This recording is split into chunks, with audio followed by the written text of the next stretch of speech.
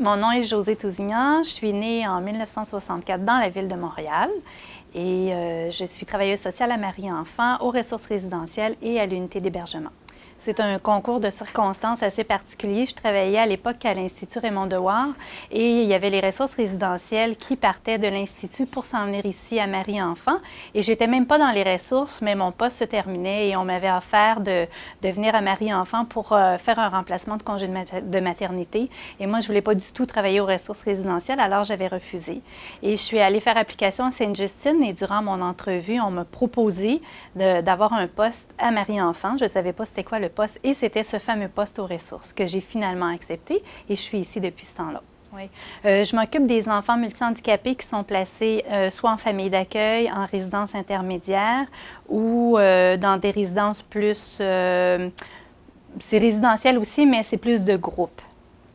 Donc, je fais le suivi de ces enfants-là, des parents, comment les parents vivent ça, le besoin des enfants, l'évaluation des enfants dans la ressource. Et parfois, les enfants vont chez les parents, donc c'est de tout coordonner ça. Okay. Une famille d'accueil, une RTF qu'on appelle, c'est une famille d'accueil. Donc, c'est une famille qui décide de recevoir des enfants chez elle. La ressource intermédiaire, ça peut être familial. C'est aussi une famille qui décide de recevoir des enfants qui demandent plus de soins et qui peuvent avoir également des employés. Et il y a la ressource intermédiaire de groupe. C'est pas une famille, c'est des employés. C'est un roulement d'employés 24 heures sur 24. C'est la même chose, c'est de faire le lien avec le parent et soit la responsable de la résidence de groupe ou sinon les responsables de la famille d'accueil ou de la résidence intermédiaire de type familial. Je suis avec mon collègue Guy Moïse, qui est travailleur social également et qui, lui, s'occupe de la ressource. Donc, lui, il est responsable de la ressource, de voir s'il y a des problèmes majeurs, que ce soit au niveau des bâtiments ou si effectivement, moi, je rapporte un problème et je dis, bon, ça ne va pas du tout avec tel parent ou tel intervenant et tout ça, et qu'à mon niveau, ça ne fonctionne pas. À ce moment-là, j'en parle à mon collègue qui, lui, est responsable de la ressource. Donc, on travaille beaucoup en collaboration. Bien, en fait, ils proviennent des ressources résidentielles. Nous, on a le mandat ici à Marie-Enfant de recevoir toutes les demandes de placement d'enfants multihandicapés avec déficience physique ou sensorielle et on les place dans nos différentes familles d'accueil ou résidences intermédiaires. Donc, on est en vase clos, oui, d'une certaine façon, et non parce que Marie-Enfant est un partenaire. Bien, c'est le partenaire avec d'autres collaborateurs qui sont les familles d'accueil ou encore la résidence Saint-Denis-Bourget qui est en collaboration avec la Fondation Intégration du Québec. Généralement, les enfants, quand ils sont placés dans les familles d'accueil, ne sont pas suivis dans un programme à Marie-Enfant. C'est moi qui fais le suivi. Par contre, je travaille beaucoup en collaboration avec les travailleurs sociaux dans les écoles où les enfants vont. Il y a l'école Victor-Doré, il y a l'école aussi Joseph Charbonneau. Et pour Peter Hall, bien, c'est surtout moi là, qui s'en occupe. Mais je n'ai pas vraiment de lien, sauf peut-être si un enfant vient pour une rééducation ou un enfant qui serait en maladie neuromusculaire, à ce moment-là, je peux peut-être travailler en collaboration avec les travailleuses sociales, mais c'est surtout moi là, qui fait le suivi. C'est de 0 à 18 ans. Bien, principalement, est-ce que c'est les tout jeunes ou c'est plus... Bien, ça varie beaucoup. Des âges scolaires? Oui, bien, le plus jeune, il y a quoi, 3 ans à peu près, et la plus vieille a 17 ans ou 18 ans, puis on est en attente d'aller à l'adulte, mais c'est vraiment entre 0 et 18 ans, là.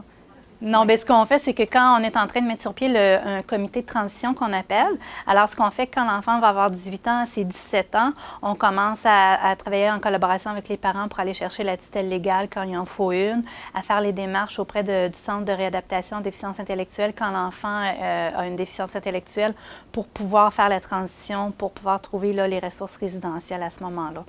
Donc, oui, on travaille en collaboration avec les institutions, que ce soit Lucie Bruno, les aides du PRA, Gabriel Major. Oui, il y en a une en particulier, c'est que maintenant, je travaille aussi à l'unité d'hébergement au 2e étage depuis le mois d'avril ou mai. Et bon, je ne savais pas trop si j'étais vraiment fait pour ce travail-là parce que c'est une unité de soins palliatifs quelque part. Là, c'est qu'on accompagne les parents et les enfants. On ne sait pas, bon, selon leurs conditions de santé, combien de temps ils vont vivre et tout ça. Et j'ai eu à faire mon premier accompagnement là, d'un petit garçon de 6 ans. Et ça m'a confirmé que oui, j'étais bien là puis que c'était à ma place. Depuis que je suis arrivée à Marie-Enfant, tout s'est placé, on dirait, là, pour que j'arrive là, puis que je me dise, bon, ben oui, c'est là que je suis bien, puis c'est ça, je suis contente. Une anecdote, non. Une personne, oui. Je pourrais parler peut-être de ma collègue Jocelyne Bellumeur qui va bientôt partir à la retraite. Et je trouve que Jocelyne, c'est une femme qui a une une passion du travail qu'elle fait. Puis malgré qu'elle part à la retraite très, très, très bientôt, elle a encore le goût d'embarquer dans des projets. Elle a encore le feu sacré, comme on dit. Puis je me dis, bon, mais j'espère que je vais encore avoir ce feu sacré-là, puis ce goût-là de m'investir dans plein de projets, même si ça fait 25-30 ans là, que je travaille. Marie-enfant au complet, je ne sais pas trop. Je peux plus prêcher pour ma paroisse. Ce que je peux dire, c'est que j'ai toujours été dans des équipes où j'avais la liberté de faire des projets, de monter des projets. J'avais cette latitude-là de pouvoir créer. Puis j'ai toujours été encouragée à faire ça de la part de ma chef de programme. Puis ça, j'apprécie beaucoup parce que je suis une personne qui a besoin de projets, de bouger, de défis. Puis on me permet de faire ça. Mais c'est ça, j'ai accompagné la famille. Je ne savais pas trop, premièrement, comment moi je serais là-dedans parce que je l'ai accompagné. Bon, quand on a su que l'enfant était pour décéder, je suis restée présente avec les parents jusqu'à la fin.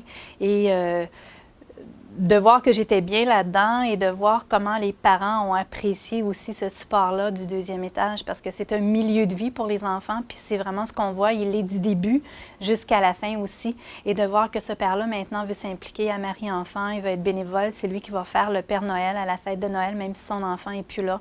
Il a travaillé très fort pour trouver des choses pour remettre... pour créer un environnement agréable pour les enfants dans le milieu de vie. Donc, je pense que ce qu'on donne aux parents, ça nous revient aussi.